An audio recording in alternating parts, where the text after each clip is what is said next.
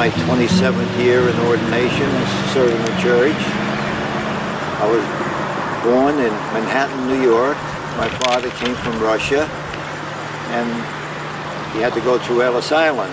Well, Manhattan is the nearest point of land to Ellis Island, and so that's where we settled. That's where I was born, right near Yankee Stadium. And of course, I'm a Yankee fan.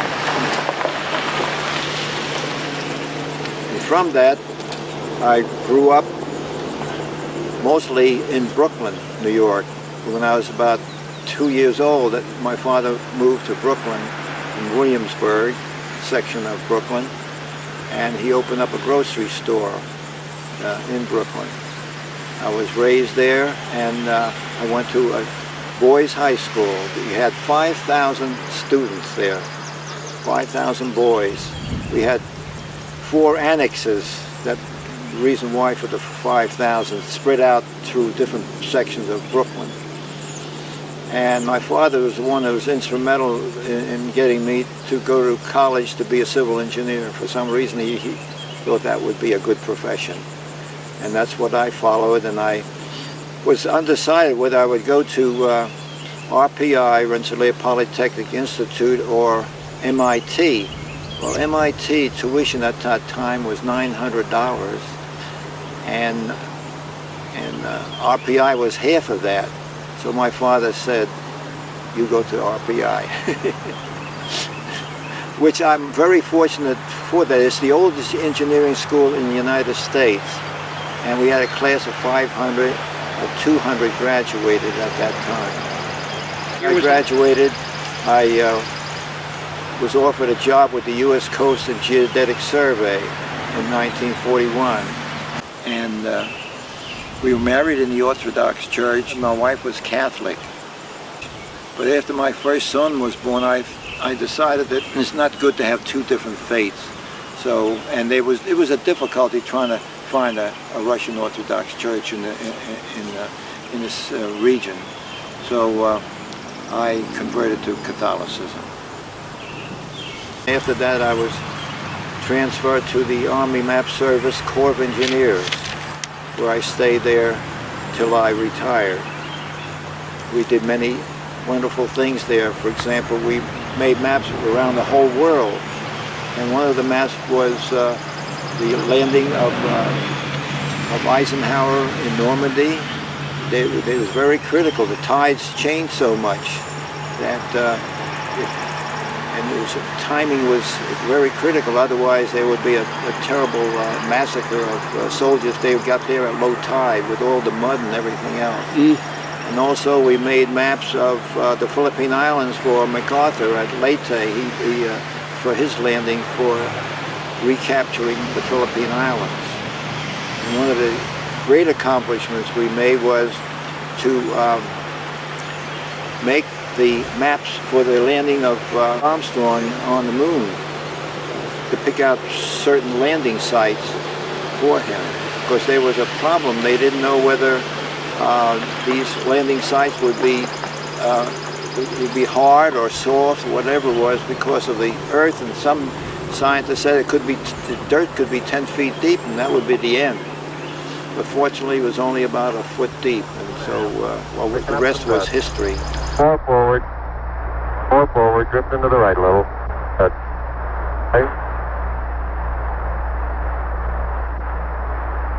Contact light. Okay, engine stop. We copy you down, Eagle. Tranquility Base here. The Eagle has landed. Armstrong said that was a terrific time. So what year is it that you come to Libertytown? I came here in 1958. I lived in Kensington, Maryland, and I could see the traffic getting so bad. I had 3 sons. I said to my wife, there's no place to have my sons grow up.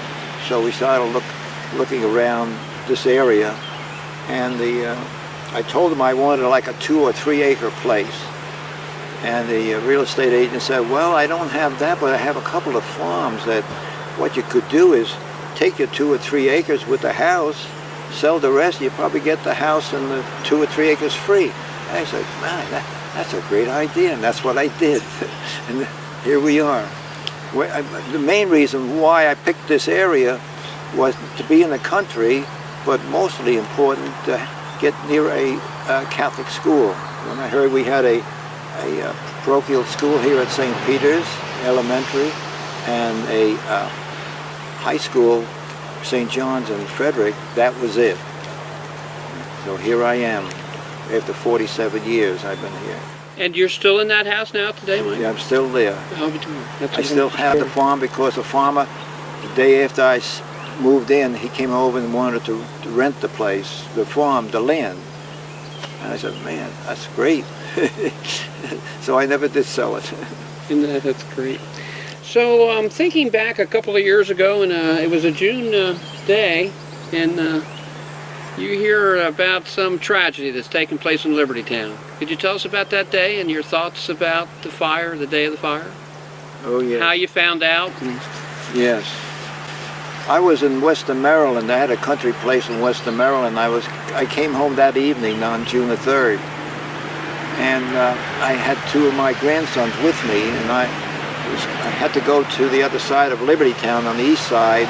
I lived on the west. I brought them home, but as I passed Route 75 here, the road to the church, I saw it was blocked, and I said to the boys, I said, they must be working on a road someplace here.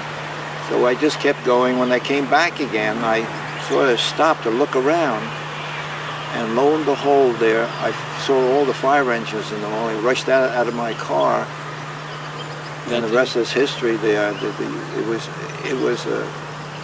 It was so shocking to me that I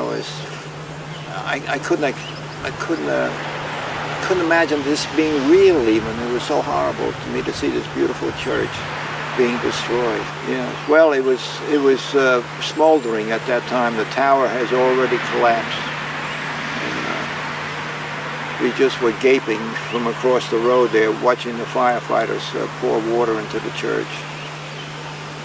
Well, I encountered Father Keith there, who is a very close friend of Father John, and we just sort of reminisced there what when Father Keith was giving services here at our church about the beautiful stained glass windows that we had are now destroyed. And the one thing I was very curious about and hopeful for was the beautiful painting that we had in the church right behind the altar.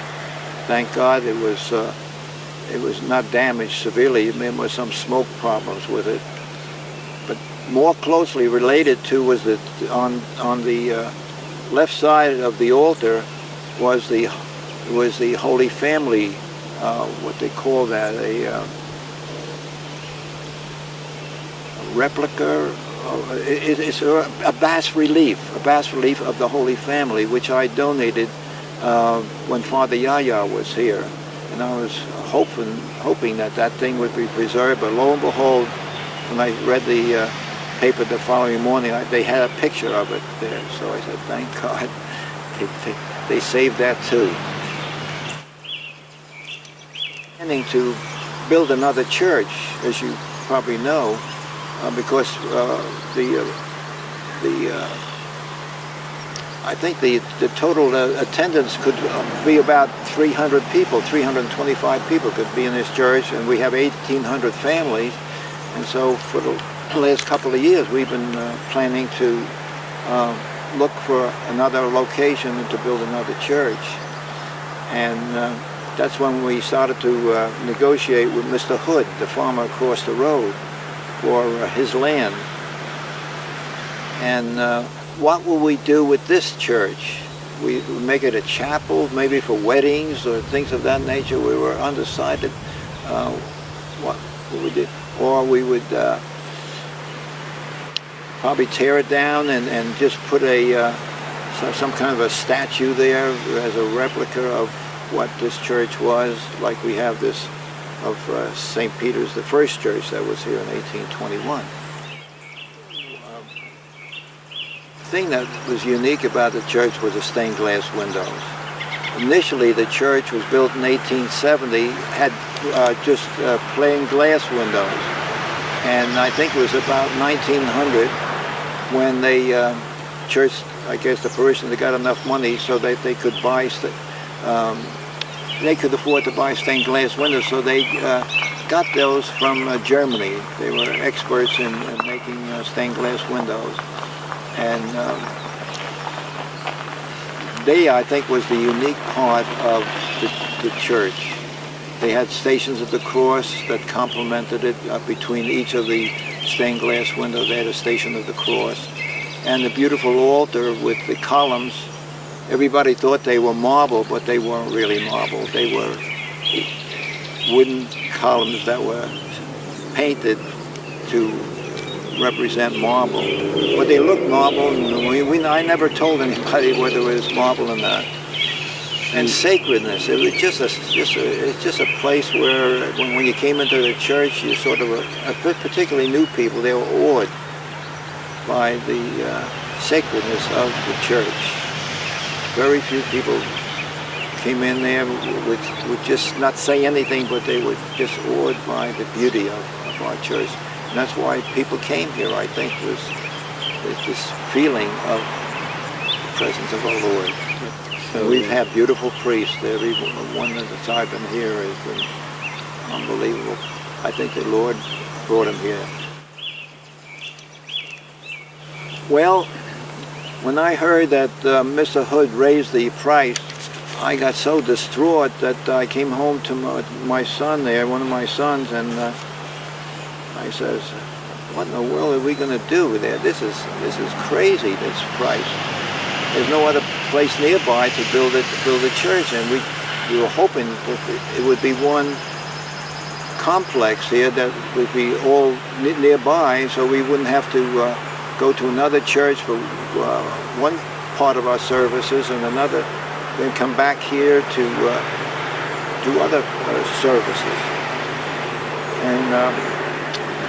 And since I was in charge of the cemetery, and knowing that there was land here that was used for the first church that was consecrated ground, that there were no burial spots in this particular area, I told my son, I'm going to go out tomorrow morning, I'm going to measure that area. Everybody says there's no room for the church. So I went out the next morning, and I basically, like you said there, I got my rule and pencil out and sketched out what was available, and and then I made a drawing of that, which was based on the type and size of the church that we wanted. And I said to myself, after I looked at the sketch, I said, "My God," they said, "there is room back there." So I rushed over to Father that same morning and told him about it, and he said, "I'm sorry, Mike, you're mistaken." I said, "What do you mean? I just went out there and I measured it." He said, "Well, look, here's a sketch of the size of church we want." He superimposed it on a plat of this whole complex. You see, the church is too big for the size of this land where the present church is. I said, "Father, you got a ruler?" So he gave me a ruler, and I measured that sketch of the size of the church he wanted, and I said, "Father, they have the wrong scale. Instead of something like 150 feet, they use 130 feet. Instead of 50 feet, they use 31 inches, 30 feet. And he said, "Wow." Well, from that point on, we decided we're going to do it right here. It was a great joy. And in a way, it was a blessing that Mr. Hood raised that price the way he did. And timing, too. I mean, if we had to buy this land across the street, it would take years of negotiation, getting zoning approved for that land, building the infrastructure there for roads and parking. And it would only be used on Saturday nights and Sunday. The rest of the time would be over here. So it just didn't make sense. Now, good Lord figured it out for us.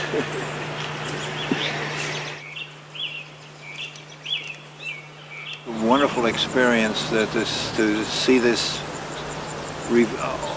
opening up, to have a beautiful church built. So God acts in very strange ways, you know. Actually, the burning of the church too was a blessing. Not alone that we had, before the burning, we were planning to relocate, and then actually the burning of the church was a thing that forced us to take another hard look about what we have, and we're going to build.